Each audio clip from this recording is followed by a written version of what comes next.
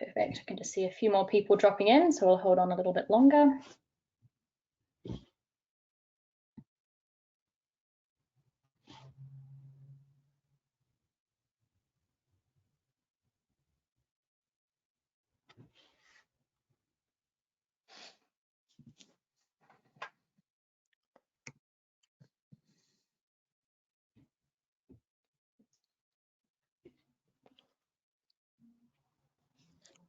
Okay, perfect. Well, I think we'll get started. So welcome everybody to our Climate Chatter webinar today, Journey to Net Zero. Thank you so much for joining us. My name is Tara Oakley and I lead South Pole's business development and key account management team for Australia and New Zealand, and I'll be your host for today. So I'd just like to begin by acknowledging the Wurundjeri people who are the traditional custodians of the land on which I'm hosting this webinar from today. I'd also like to acknowledge the traditional custodians of the various lands on which you will join us today and the Aboriginal and Torres Strait Islander people participating in this webinar. I pay my respects to the elders past, present and emerging. So just a few housekeeping points for today. Next slide please, Matt. Thank you. Attendees will be on mute for the duration of the webinar, but if you do have any comments or questions, please feel free to use the question function. We will be having a Q&A session at the end. If we don't get through to your question, please don't worry, we will respond to you directly via email afterwards. Finally, the webinar will be recorded and we'll send a copy through to all attendees. So I'm very pleased to introduce our speakers for today who will be sharing their insights on the journey to net zero. Firstly, Matt Sprague, South Pole's very own South Pole's consulting services lead for Australian and Asian clients.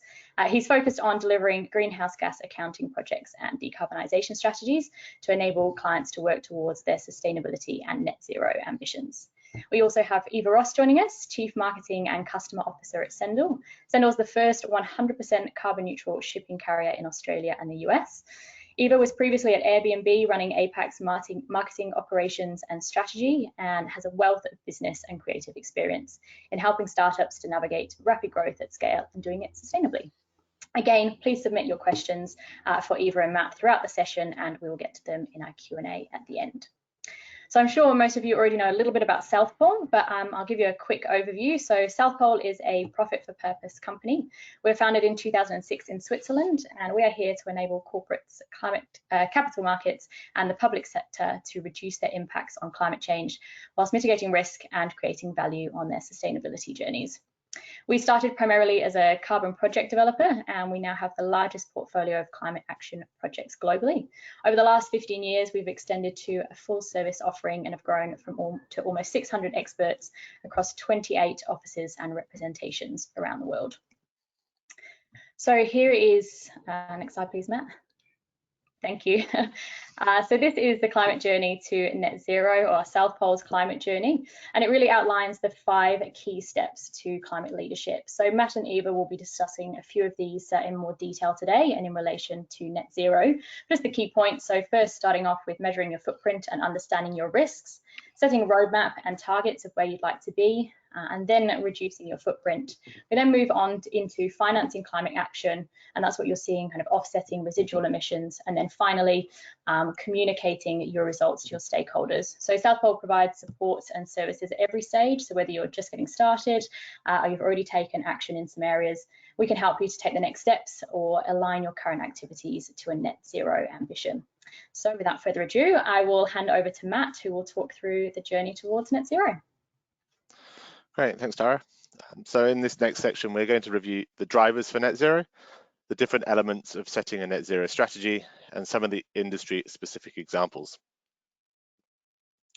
So achieving net zero ambitions is essential to avoiding the worst impacts of climate change, and momentum is growing quickly. We've seen in Paris in 2015 that 197 countries ratified the Paris Agreement, aiming to limit global warming to 2 degrees below industrial levels. And since then, the ambition's grown to set a 1.5 degree target. We're also seeing larger numbers of trade partners around the world setting their net zero targets, including large markets like the EU, China, and the US. And in light of that, shareholders and stakeholders are becoming more and more interested.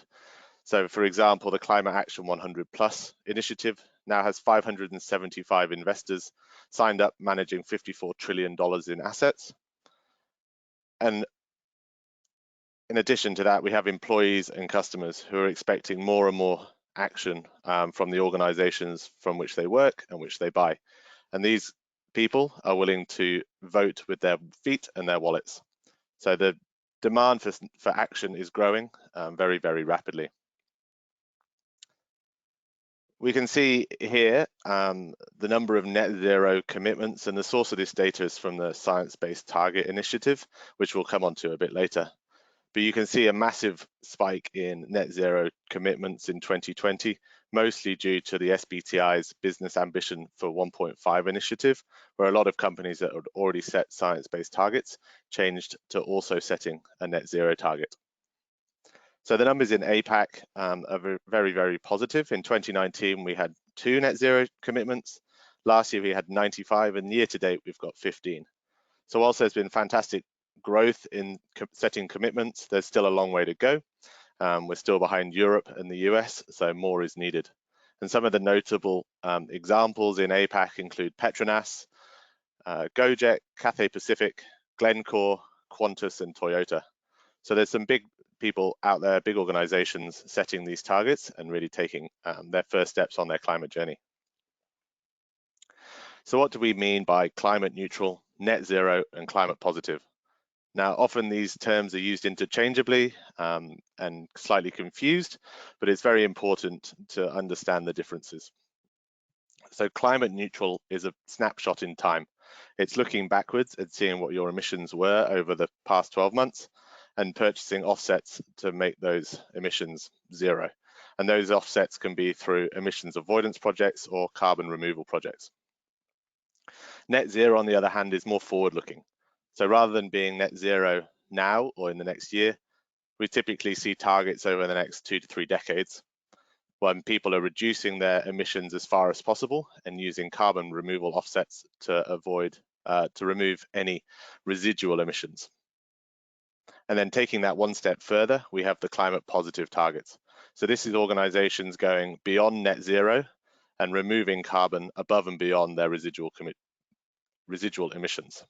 Now, one could argue that under a 1.5 degree scenario, we need a negative emissions at some point. So climate positive is becoming more and more seen as what is necessary to achieve a 1.5 degree warming scenario. So if we look at the main elements of a net zero strategy, here in yellow, we have your current scenario or your business as usual. Under this scenario, we see emissions increasing over time, and this assumes that no action is taken on the part of the company. And maybe in the future, we have some reduction due to things like a decarbonized electricity grid or decarbonized supply chain through no action of the company. Now, what we need to see is that the emission reduction projects are undertaken, and this produces the gray line. So this is your actual emissions through implementation of decarbonisation projects. So if those emissions are offset using carbon credits, at that point you can claim climate neutral status. And in this example, we have that in 2020. As we transition those carbon credits from carbon avoidance to carbon removal projects, so things like forestry projects rather than energy efficiency projects, we can transition and move our net emissions, here shown in red, towards zero. And at that point, when those net emissions are zero, that's when we claim net zero. In this example, we've got it just before 2050. And taking that one step further, you can see where we become climate positive towards the latter half of the century by increasingly purchasing those removal credits above and beyond our residual emissions.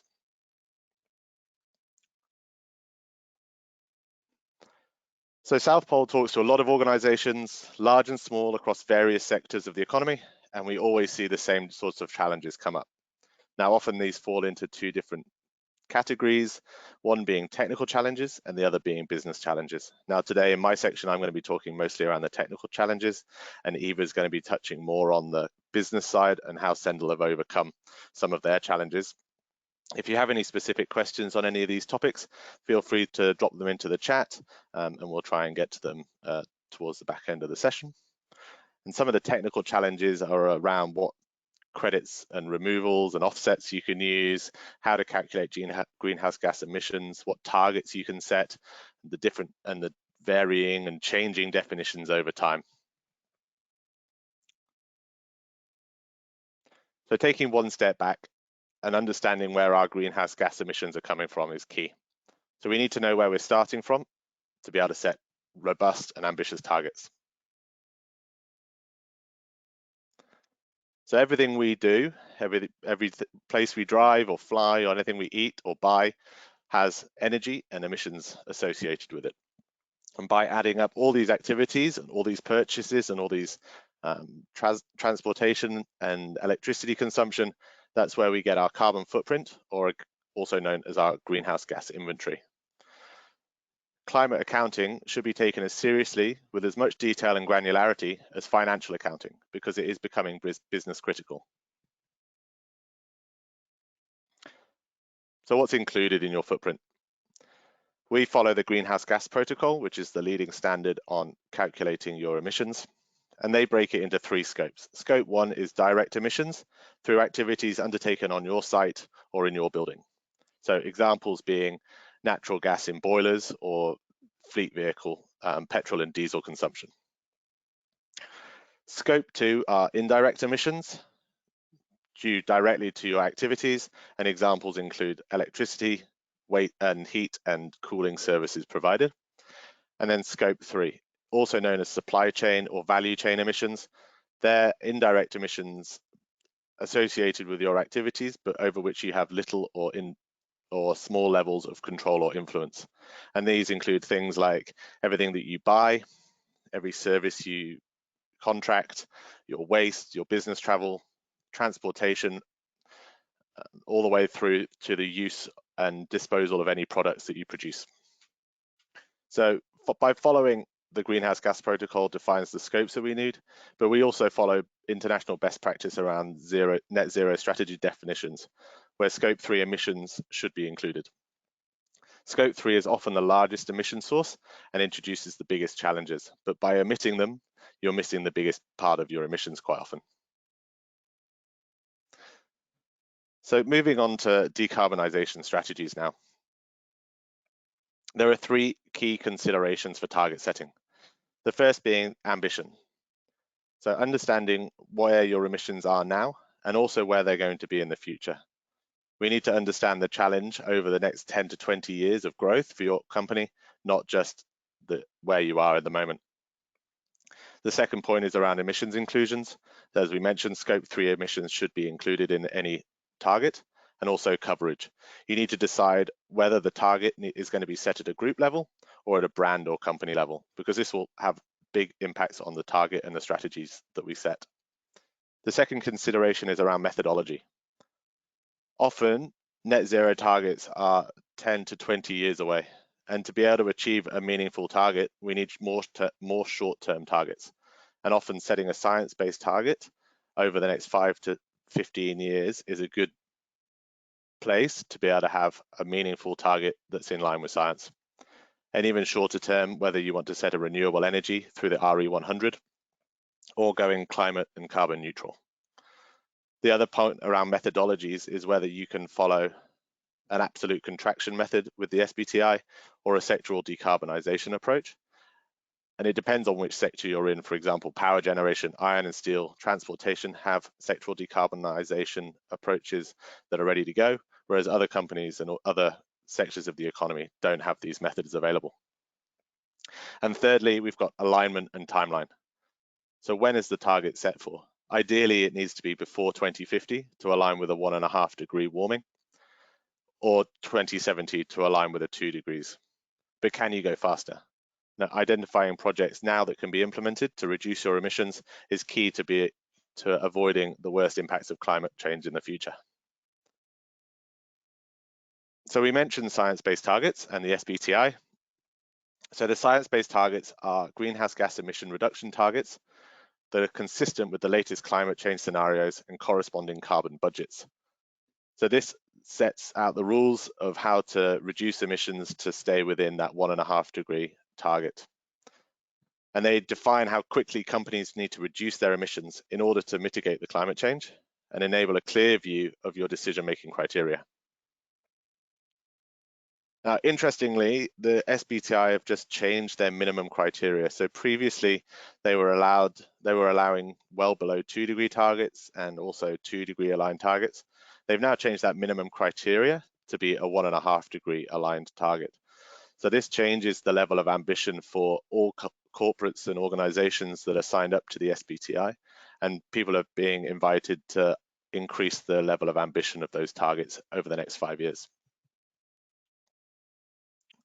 So the key criteria I mentioned, I won't go through all of these, but the really important ones is that the targets must cover all emissions in your scope 1 and 2 categories.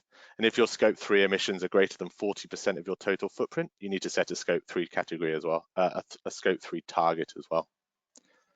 And we really need to incorporate all of the emission sources. So we need to incorporate 95% of all emissions that are material to your operations. Companies can choose to set an internal target that's aligned with science without going through the SBTI, which can be beneficial if you don't want to advertise the target or you want to reduce the administrative costs of going through the SBTI. However, going through the SBTI has advantages such as advertising and communication to wider stakeholder groups. So once we've set a target, the next steps is to start reducing your emissions. So here we have an example of some opportunities to reduce your scope 1 and scope 2 emissions through projects such as renewable energy. Now this can be solar panels on your roof or wind turbines on site, or it can be purchasing of renewable energy credits or renewable energy certificates through your grid electricity purchasing. We've also got energy efficiency, electrification, those types of projects reducing your on-site emissions. And this type of demonstration of emission reductions also helps identify the gap and the innovation required to be able to achieve your target. So here we've shown in yellow the innovation gap and the additional work that will need to be done or researched or invested in to identify additional opportunities to achieve a science-based target by 2030. It's really important to note that the Science-Based Target Initiative doesn't accept the use of offsets to achieve a science-based target. So to achieve this level of decarbonisation, it is through true decarbonisation projects such as efficiency and renewables, and not the use of offsets. Similarly, for scope 3 emissions, when you set a scope 3 target, we've got 5 examples here across purchased goods and services, waste and transportation. So identifying ways to reduce those through either stakeholder engagement, changing your business model and practices, and also reducing your waste or your travel can offer significant emission reduction projects. So these emissions are often the biggest challenge, but offer the greatest impact, and understanding them is really important.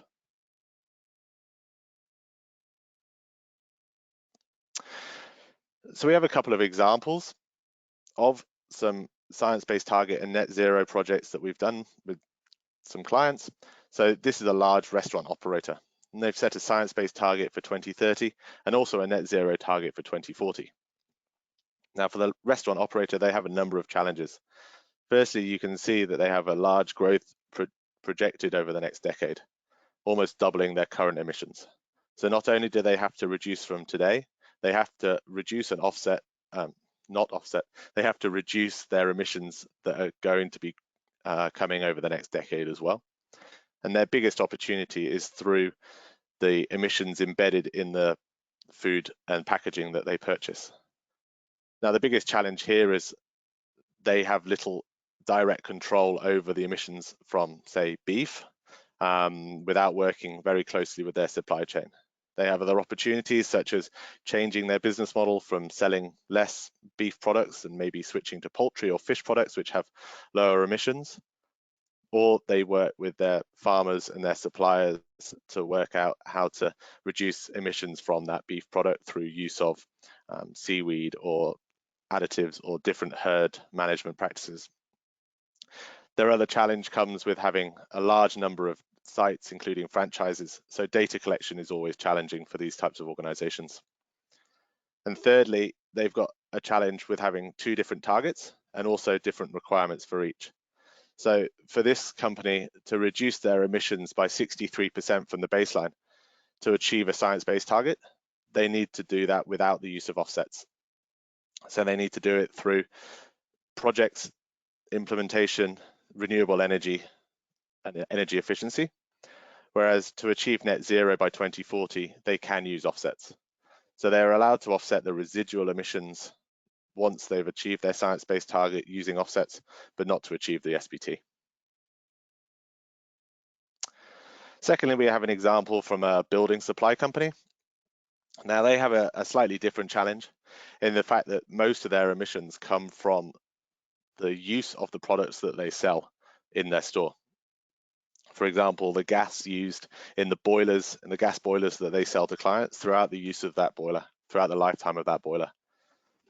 And also the electricity and energy consumption in the tools that they use and the embedded emissions in products such as bricks and plasterboard. So for this organization, they need to change their business model to stop selling gas boilers and transitioning to electric heat pumps or electric heater systems, and also working with their supply chain to increase the energy efficiency of the tools and equipment that they sell, and also reduce the embedded emissions in their bricks and plasterboard products. So working with the supply chain is very important, especially around scope 3 emissions. Scope 1 and 2 are often have a higher level of control, but scope 3 can be that challenging section. So we've mentioned carbon offsets a few times through this introduction. And really, I'll give you a very high overview of those carbon offsets now. So carbon offsets refer to a credit that is equal to 1 ton of carbon dioxide being avoided or removed from the atmosphere. And the credits allow corporates and organizations to tackle their emissions now, while they put in place a credible strategy to reduce their footprint over time. Carbon credits are issued after the verification by international standards, including VERA or Gold Standard, of sustainable projects that are developed around the world. And these can include forestry projects, renewable energy projects, energy efficiency projects. In Australia, you can have agricultural projects such as improved herd management, for example, which are all able to claim either an avoided or removed credit from the atmosphere and get certified with a carbon offset. Through the purchase of the carbon offsets, companies are taking responsibility for their emissions and also supporting projects that reduce the carbon in the atmosphere. And a lot of the time, these projects also come with co-benefits, such as improved forestry and biodiversity, or human improved living conditions, for example. So aligning your offset purchases with other targets and sustainability objectives can be undertaken. So when we're talking about net zero aligned offsetting, and I appreciate this diagram is pretty complex, so I will run you through it very briefly. We need to consider the Oxford principles. So you can see here in 2020 that most of our offsets will come from avoided emissions projects, so renewable energy, clean cook stoves, soil carbon protection and forestry protection, for example. And some of the offsets will also come from carbon removal with short-lived storage, so things like afforestation and reforestation projects. And as we move forward over time and the cost of more long-term storage projects reduces, and also the need for neutralization and carbon removal increases, that offsetting mix will transition from typically that category 1 and 2 and also category 4 to maybe more around category 3, which is emission reduction with long-lived storage, and also category 5, which is carbon removal with long-lived storage. So by the middle part of the century, we'll be mostly using carbon capture and storage on industrial facilities, which is emission reduction, and other projects such as DACS, which is direct air capture and carbon storage, and BECCS, which is bioenergy and carbon capture and storage, or even mineralization and enhanced weathering. So understanding the changing technology mixes of offsets is really important to developing an offset strategy. Now, I've given you a very quick introduction at this point, but I think it would be, if you're interested in this, I'd like to invite you to join our webinar next week, with our experts Leah, Danielle and Jana to talk in more detail around offsetting in line with net zero. So an invitation will be sent out after this webinar, but feel free to check out our registration page on our event section on our website. So the last pillar in our climate journey is to communicate and share your progress. Again, we have three key considerations around this. The firstly being disclosure and reporting. So sharing and actions and progress to meet compliance requirements or voluntary disclosure schemes is really important for your stakeholders and your shareholders to understand the steps you're taking. A lot of people are using schemes such as the CDP, GRI, SASB, and more people are disclosing with the Task Force for Climate-Related Financial Disclosure, or TCFD. And this is giving investors greater insight into your organization's risk and exposure to climate change as well. Secondly, we have stakeholder engagement. This is both internal and external stakeholders, both at the employee level to improve employee initiatives and employee engagement, but also understanding your marketing and communication strategies to bolster support and involve the sustainability agenda and demonstrate leadership. And thirdly, we have advocacy. So leveraging your progress to inspire and mobilize other stakeholders, both internally and externally, via platforms, coalitions, and alliance building to drive action across the board. So taking on task forces and industry group technical advisory roles is really important to sharing your successes. Now, a great example that we'll have later on is Sendle, who are a real advocate for climate leadership. Now, it's important to remember that this is a journey. So communicate transparently where you can, and don't let perfection be the enemy of good. Don't delay action until you're 100% right. Start taking steps now. Here we have some really good examples of some organizations taking action. On the left, we have Nestle, who released their net zero roadmap earlier this year, and you can download this from the client section of our website. And on the right, we have some other companies sharing their stories on social media and building it into their customer narrative. From fashion brands to marketing, music to catering, there's lots of different clients, lots of different sectors sharing their success stories, and we'd like to invite you to do the same. So the key takeaways from today: don't forget to build on your current work. The work you've done to date is important and should be incorporated into your journey. Tick the important boxes to align your target with science. Make sure that you use some of the criteria the SBTi sets out and work them into your target setting. Prioritize emission reduction. Using offsets should be the last resort on the journey to net zero, and we need to decarbonize our supply chains and our operations as much as possible. Number 4 is compensate now and introduce carbon removals over time. So this means buying offsets, going climate neutral now, and changing onto that carbon removal strategy over time. And 5, talk about your climate action. Your stakeholders want to hear it. We all want to hear the successes and the good news stories. So please share on social media, your website, through reporting channels. It's all really important. So I'd like to invite you all to go and review your existing or planned strategy after this webinar finishes and check whether you're doing each of these 5 steps. And if you have any questions for me or Eva or Tara, please remember to submit them via the question box. And I'd like to thank you for listening. And I'd hand over to Tara and Eva. Wonderful. Thank you so much, Matt. I'm sure that's been very insightful for everybody. And as Matt mentioned, if you do have any questions following that, please feel free to pop them in the question box.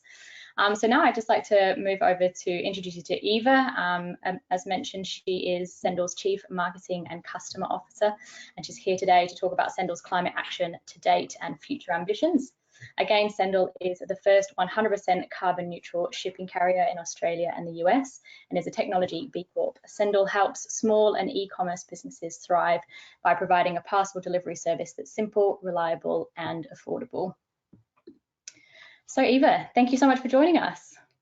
Thanks for having me, Tara, and great presentation, Matt. I just feel like we've all got so much work ahead, but to have it all broken down like that makes it really, really clear. So thank you for sharing all your wisdom there. So Cendol, yes, we weren't always quite simply an e-commerce parcel delivery company as we are now. In the early days, we were actually called 2Share, and 2Share was a sharing platform and a giving network. So if I had an item that I wanted to give to Tara, but she was in a different city, I could simply use ToShare to send that over to Tara and get that delivered to her. And by doing that, I avoided the item going into landfill and all of the wastage that would have created. But in order to solve that problem, we really needed to make it very, very easy to get that item from me over to Tara and to start to build out the network for people to be able to use the platform. And by solving, I guess, that courier and carrier problem, we actually created a solution that was just right for e-commerce. But with our green origins and our thoughts around how we were having an impact on the circular economy, we wanted to maintain all of those beliefs and drive through to our existing platform that is Cendol today. And so we were very keen to hold on to that and have been very conscious of what is really a high polluting industry when it comes to shipping, and being conscious of what we can do to reduce our emissions and think carefully about the greenest way to send those items. That's beautiful, thank you. And so sustainability is clearly part of Sendel's DNA, but what challenges did you face in getting support and resources for measuring and offsetting your emissions? Yeah, so I mean, our mission is shipping that's good for the world. And I'll just talk about good. What does good mean? Good for us is good for small business, so good for economic empowerment, good for helping the little guy, good for thinking from those folks who don't necessarily have access to the networks and capabilities that big businesses do. And good also means good for the world, good in terms of the environment as a stakeholder, and treating the environment as an equal stakeholder to partners, investors, employees, and so on and so forth. So it was only natural that we were recognized for that with our B Corp status and became sort of Australia's first technology B Corp, as you mentioned, back in 2014. Look, in terms of challenges, we have a wonderful CEO who is very climate conscious himself, and so we've always had, support at the executive level. But look, measurement was not always easy. How do you measure the impact of a single item traveling from A to B? And a lot of the time we spent with calculators and looking at trucks and eventually landed on what emissions are produced from a 1-ton truck traveling from A to B, carrying that item. And then from there sort of started to extrapolate out what those emissions might look like. But of course, we thought about the extreme cases. What if the truck wasn't completely full? What if it was the longest possible way to get from A to B? So I think we've always sort of overcompensated in how we look at those emission offsetting, and I suppose sometimes go into positive territory. But in doing so, we're very sure of the fact that we've offset any contribution that we might have had to carbon in that way. Yeah, fantastic. No, it's not easy, is it? And I think that you kind of mentioned that very much, that you've got to start somewhere and then you really build on it from there. So it's really interesting to hear the journey that Sendel's been on. And obviously you're quite far along in that journey now. How do you engage your clients now on the topic of sustainability? And do you find that they understand carbon neutrality and offsetting emissions? Yeah, I think the education generally has changed a lot. We've seen a lot of movement in this space and a lot more understanding than we used to have.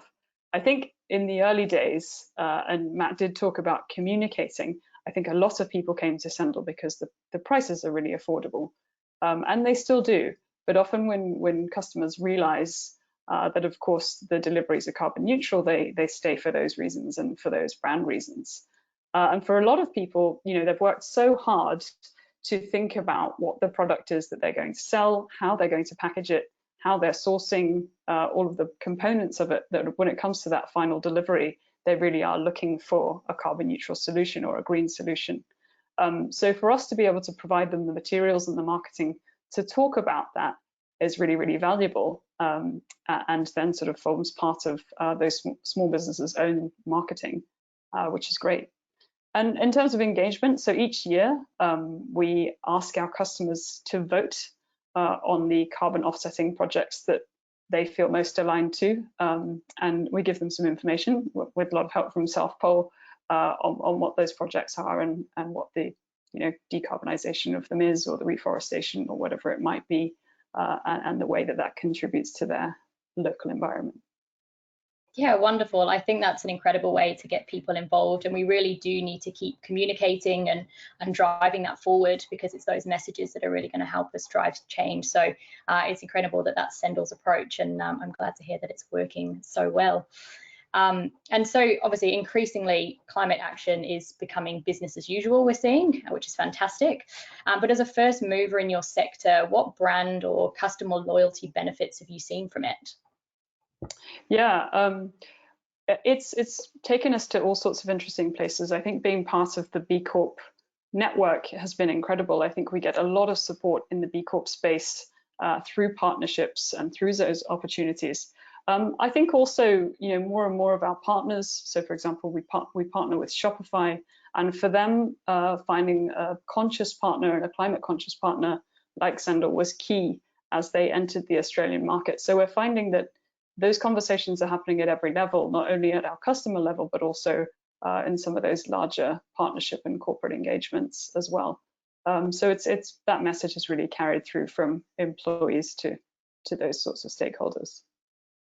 Yeah, fantastic. And then being a very end customer of your product as well, I'm always very happy to receive a Sendle parcel and know that it's been offset. So yeah, it really goes through the kind of whole chain there. And how about your employees? What do your employees value in the work Sendle is doing around climate action? And have you seen their opinions or behaviours change as a result of your work? Definitely, I think a lot of our team join us because we're a B Corp and because we are conscious, and they can continue to challenge us and put forward ideas of other things that we can do. There are lots of initiatives we run internally. We're involved in the climate strikes. Recently, at the moment with COVID, it's very hard to be involved in things like the school strikes, but we ran a poster competition where the team worked with their kids and friends to develop posters and those sorts of things. So I think often ideas come from across the company, and we're seeing a lot of that innovation and ideas come from them.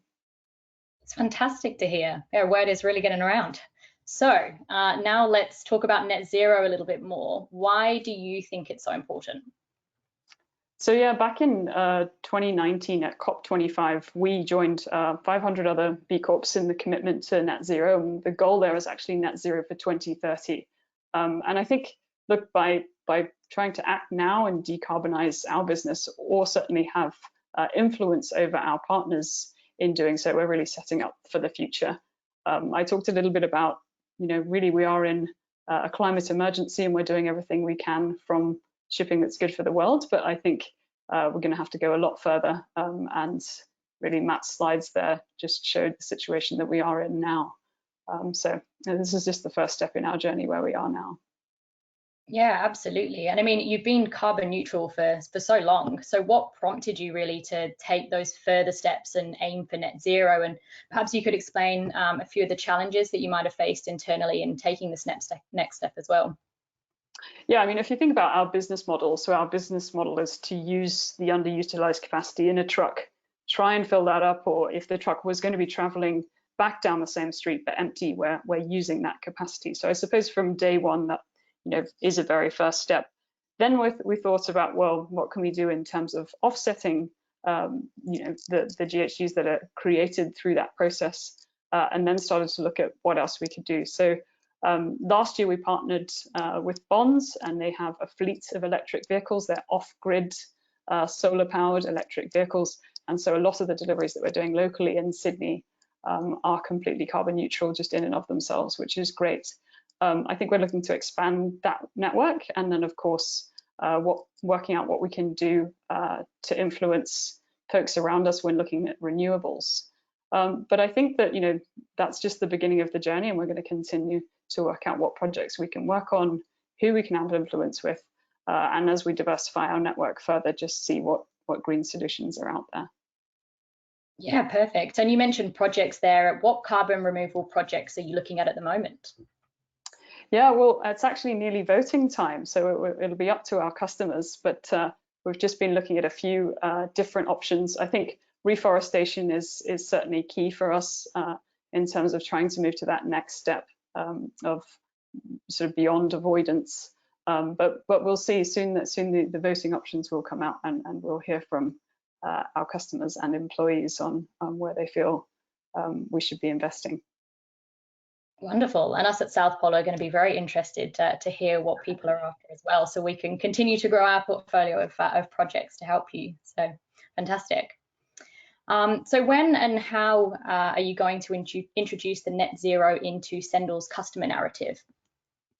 It's an interesting one, right? You don't want to talk about it too soon, because we've always felt that we want to feel credible and to have been able to show progress so far and so on. So I'm often torn between talking about it too early and of course trying to lead the way and trying to have others involved. I think Matt talked about putting it out there no matter what step you are on, and I think that's absolutely right. But we've also seen people in market get it wrong, and so we are always quite careful with our messaging, and I suppose we like to do more in the backgrounds before we're shouting out about it too much. Yeah, so going to come out with a bang eventually, I assume. Exactly right. Look, I think our customers' voices and the community's voices should be much louder than ours, and using that really to talk about it is probably the best way forward. Incredible. Well, I look forward to the day when that all becomes part of your journey. And so looking at the industry as a whole, why do you think it's so important to drive kind of wider industry change? Yeah, look, I think we're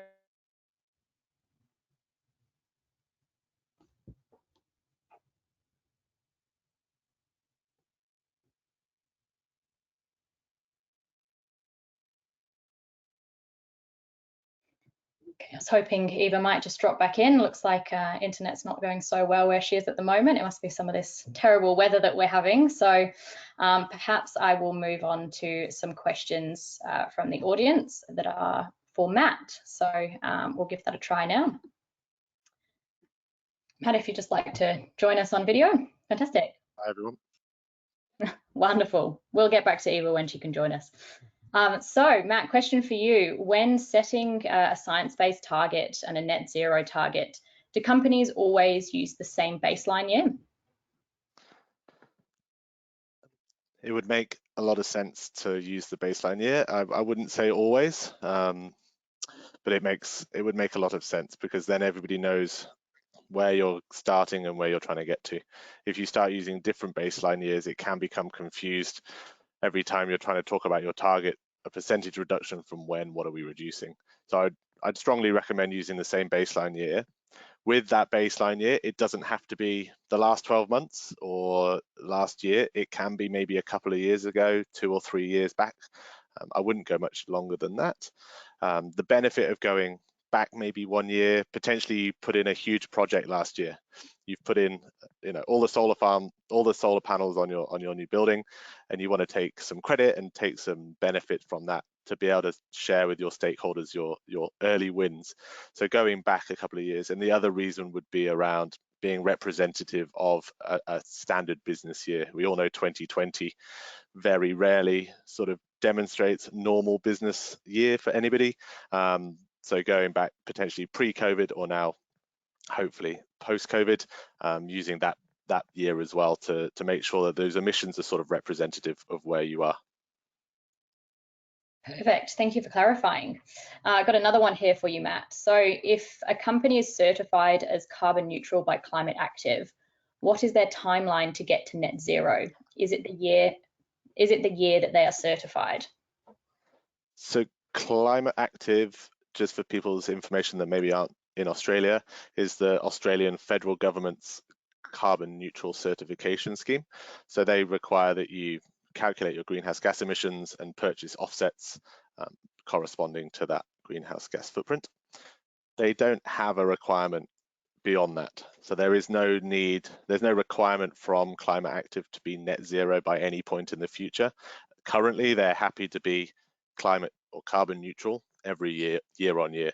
South Pole have a label as well. We have our climate neutral label, which is very similar to Climate Active in the fact that you need to work out your greenhouse gas emissions and purchase offsets, but we have a requirement above that you need to set a target that's aligned with science. And our target is that it's aligned with a 1.5 degree trajectory, which equals a net zero by 2050 requirement. Perfect. We should get you in the sales team at South Pole, dropping in the South Pole label like that, Matt. Got to be done. Yeah, absolutely. So another one for you here. Can you have a science-based target without it being endorsed by SBTi? Why would anyone choose to do this? So you can have a target that is aligned with science without it being endorsed by the Science-Based Target Initiative. To claim an SBT or a science-based target with the capital letters, it needs to go through the SBTi. So yes, you can have a target that is aligned with a 1.5 degree trajectory, or you can even use the same methodologies that is shared by the SBTi on their website without getting it endorsed by the SBTi, but you can't really claim that it's a science-based target. The benefits are, if your company is, say, in a sector that doesn't have a specific methodology, but you want to set a target and you're waiting for that sectoral approach to come out, at least you're getting the ball rolling. The other reasons are, if you're in a business that, say, you currently don't want to share your targets, it's for internal purposes only, and you want to set a target but not necessarily advertise it with the broader community, that could be another driver as well. And there are requirements that the SBTi have about ongoing commitments, and hopefully if you're setting an internal target, you want to take on those ongoing commitments, but there's sort of a sense of less pressure from the outside world if it's just an internal target rather than that broader communication. But having that wider communication does give you benefits as well. It is communicated, you're held up, it's advertised that you're taking action, and that can bring benefits too. So I think very carefully consider whether you want to do it internally or externally, and we can discuss that whilst you're setting the target, but generally advertising it's a good outcome. Wonderful, thank you, Matt. And I've seen that Eva's managed to join us again, so sorry to jump around, but maybe we'll just pop in and re-ask that last question that I presented to you, Eva. So why do you think it's so important to drive wider industry change? Sorry about that, internet issues these days. No problem. Look, we know that we're a small piece of the shipping industry at the moment, and we'd really like to see every parcel be delivered carbon neutrally. And so in 2019, we set the challenge of Australia's other biggest shipper, Australia Post, for them to also join us in going carbon neutral. And incredibly, through a campaign in which we asked people to pop a sticker on their parcel, and if they did so, for Cendol to offset it on their behalf. With that encouragement, Australia Post actually made the decision to take all of their My Post Business and Australia Post Parcel Post packages and offset their deliveries as well. So just an incredible change for the industry, and we're really quite proud of having made that shift. And I think it just speaks to the fact that businesses can really make an impact, and we can drive that broader industry change through those sorts of initiatives. So a great result.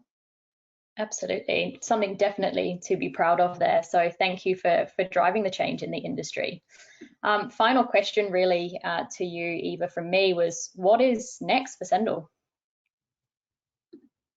Yeah, look, I think we know that we want to go even further in this space, and so we're hiring someone specifically as our head of sustainability to be driving those changes, challenging us internally, trying to do more and seeing what we can do in our network, and having someone who really owns all of that and sets up the committee to continue to drive it is a very big part of what we want to do.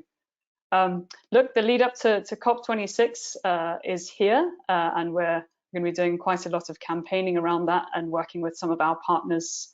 I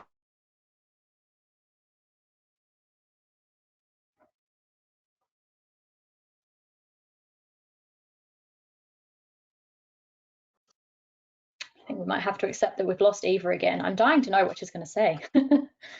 So Matt, we'll jump back to you because I can see a few more questions flooding in here. So next question, if my delivery partner purchased it. Oh, Eva might. Oh, you're back, Eva?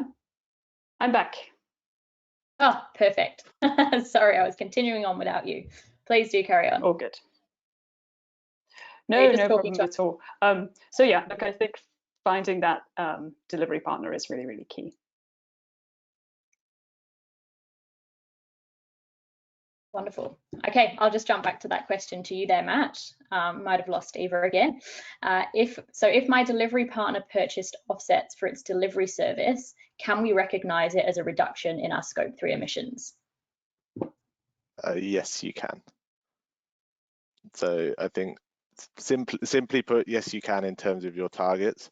Whether that's included in SBTI, it's a bit of a grey area around the use of offsets. They don't typically like using offsets for your science-based targets, but in that Scope 3 piece, if your supplier is carbon neutral, it is a bit of a grey area.